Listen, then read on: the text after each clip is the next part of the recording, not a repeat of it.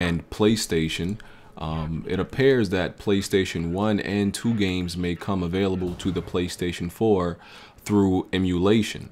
It says, in a similar way to how the PS3 was able to play certain downloadable versions of PS1 and PS2 games, the PS4 will be able to use its much more powerful architecture to prevent the blurry, upscale look of the games instead bringing native HD resolutions to the games for the first time without the need for an HD makeover. This will bring similar benefits to unofficial PC emulation, where games look sharp, and may allow for higher resolution versions of textures to be used without any reworking of those textures, as we've seen with HD remakes last generation.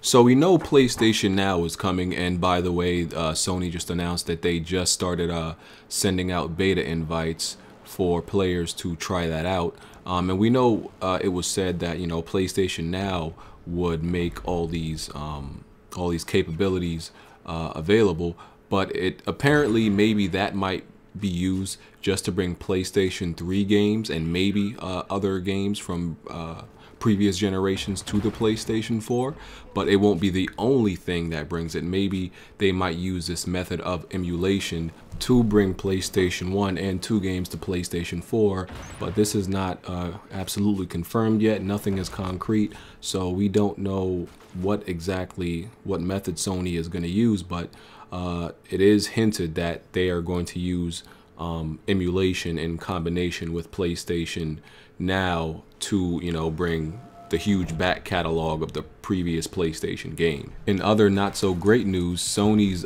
debt rating was downgraded to junk status by Moody's Investors Service.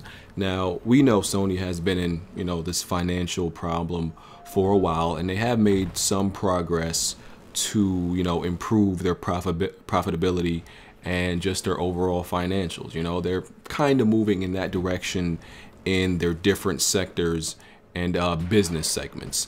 I don't think in their division, the different divisions, Sony will ever, I don't know, like I don't think they'll ever really be on top like they once were.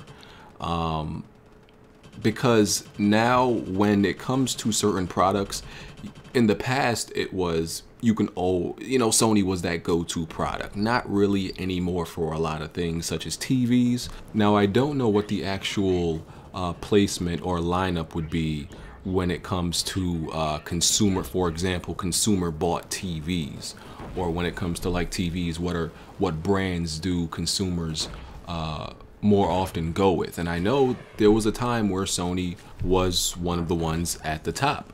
Like I said, I don't know their place, but I know like they've been overtaken by other companies. For example, I know when it comes to TVs, one of the, you know, very popular go-to brands is Samsung. If I go to buy a TV right now, I'm looking for a Samsung, and I know a lot of other people are like that also.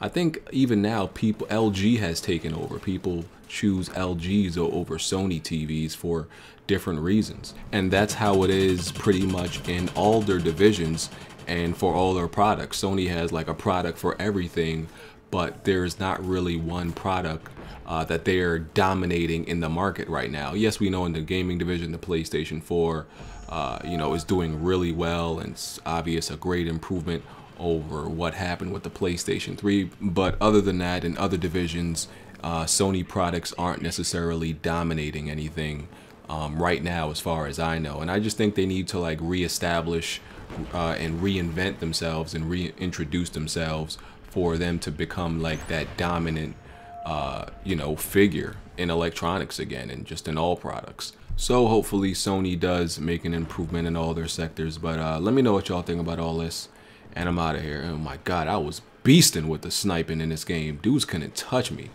I'm just nasty. Oh my god. Oh, sit down. I was beasting. But anyway, let me know what y'all think about all this. I'm out of here. Peace.